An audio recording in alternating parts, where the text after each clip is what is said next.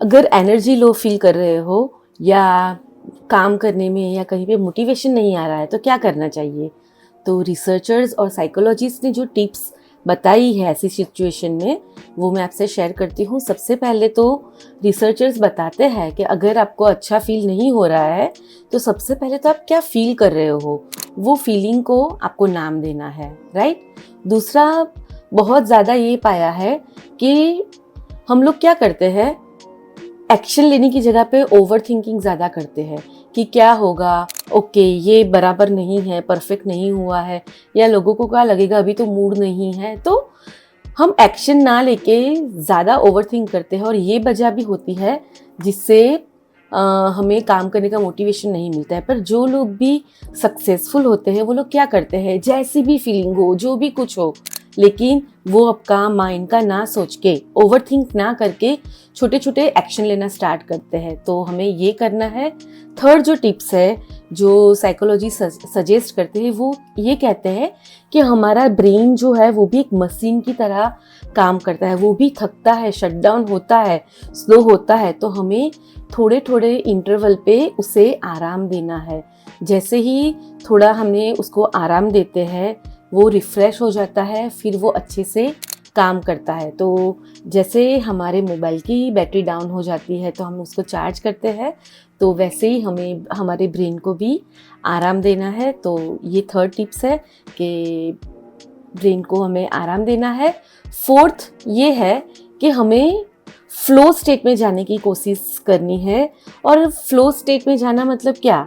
तो आप देखो, कोई सिचुएशन ऐसी होगी जो आप शुरू करते हो और वो शुरू करने के टाइम आप उसमें खो जाते हो, आप भूल जाते हो, और कितना भी टाइम हो जाए आपको पता नहीं चलता है, आप थकते भी नहीं हो और आप वो जो भी वर्क कर रहे हो उसमें खो जाते हो। तो इसको बोलते हैं फ्लो स्टेट।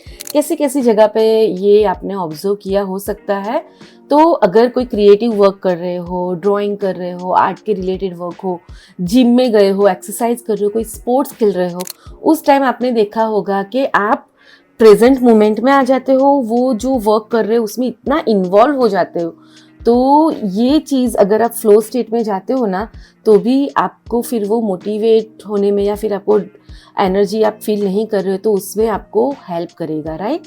फिर ये बता रहे हैं कि हमें डिस्ट्रैक्शन से, सोशल मीडिया या फिर बहुत सारी इन्फॉर्मेशन हमारे आजू बाजू है तो उसको कट डाउन करना पड़ेगा। डीप ब्रीदिंग हम कर सकते हैं, या तो फिर मोबाइल और जो भी सारी गैजेट है उसको बंद करके, बस आंख बंद करके हल्का सा माइंडफुल मेडिटेशन हम कर सकते हैं, या तो फिर ऐसे ही नेचर के वॉक में जा सकते हैं। ये सारी एक्टिविटी भी आपको खुद के साथ कनेक्ट करने में हेल्प करेगी। और थोड़े टाइम के बाद जब ऐसा आप करोगे, फील होगे, तो आपको फिर मोटिवेशन भी आप पाओगे। फिर है, रिसर्चर्स ये बता रहे हैं कि मल्टीटास्क ना करके एक ही चीज़ पे फुल्ली फोकस करके आप अगर काम करते हो तो भी आप अच्छे से मोटिवेटेड फील करोगी। आपकी जो एनर्जी है वो ज़्यादा जगह पे फिर डिस्ट्रीब्यूट ना होके एक ही जगह पे रहेगी। तो हम मल्टीटास्किंग ना करके एक ही जगह पे फोकस करेंगे।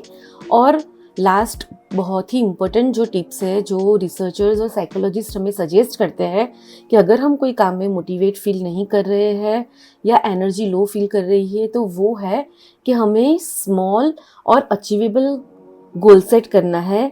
और जब हम ऐसा करते हैं तो क्या होता है, हमारा डोपामिन भी हिट होता है और हम स्मॉल विन को सेलिब्रेट करते हैं। काफ़ी बार क्या होता है, हम परफेक्शनिस्ट की या इतना बड़ा गोल बना देते हैं और फिर वो गोल अचीव करने में हम थक जाते हैं। तो इसलिए ये लोग सजेस्ट करते हैं कि हमें डिज़ायरेबल स्मॉल विन्स बनाना है, गोल बनाना है और उसके ऊपर काम करना है।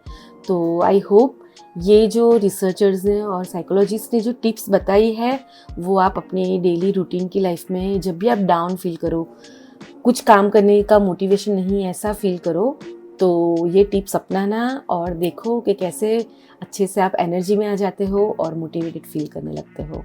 All the best and thank you.